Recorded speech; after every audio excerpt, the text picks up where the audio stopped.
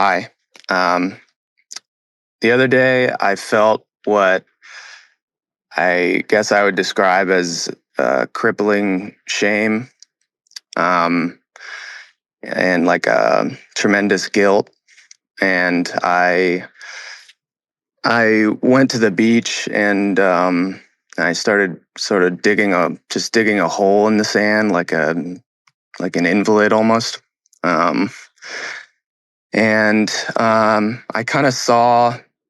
My interpretation of what I saw was just all of the ways in which I my life is sort of being ruined by, I guess, what feels like a just a giant hole in my heart, I guess. Um, and I guess I'm not totally sure what my question is. I guess I want to know if that crippling shame, if it sort of felt like a living hell.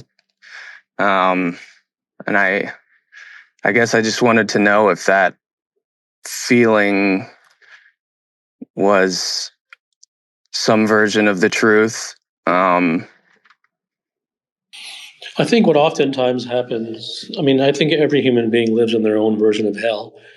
Um, I think what often happens is that if a person feels very some sense of desperation or intense suffering or shame or whatever it may be on an ongoing basis, and really they come to discover that all of the 5-step plans and the influence or nonsense really hasn't helped them. And so then they become serious. And this is not any kind of pattern that I can state happens in most cases. I would say it almost never happens. Humans are not serious creatures. They're very unserious, and they remain unserious their whole lives. And even though a person may go through bouts of shame and suffering, they usually so-called recover from that and continue on with their unserious ways. That's just humans. Not a good thing or a bad thing. It's just how they are.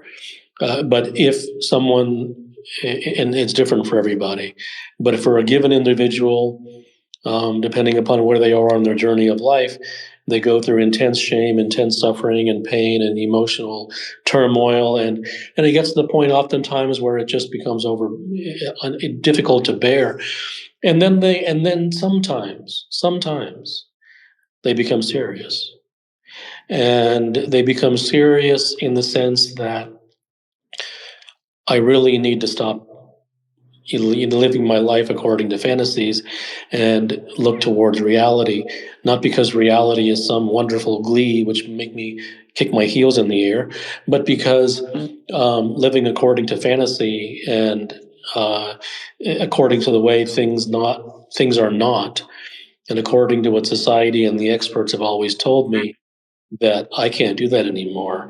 I have to, not because it's the wrong thing to do or the right thing to do or proper or improper, but just because suffering in this way is simply either I don't want to do it anymore or I just can't do it anymore, and then something can happen within a human being in which they can become serious, and they say, okay, well, what's the truth? I want to, if it hurts, it hurts. It doesn't hurt. I'm already hurting anyways, so I have nothing to lose. What's the truth?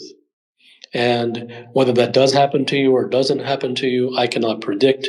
But sometimes these things can be a doorway to something that is perhaps the only substantial thing and the only journey towards permanence in their entire life.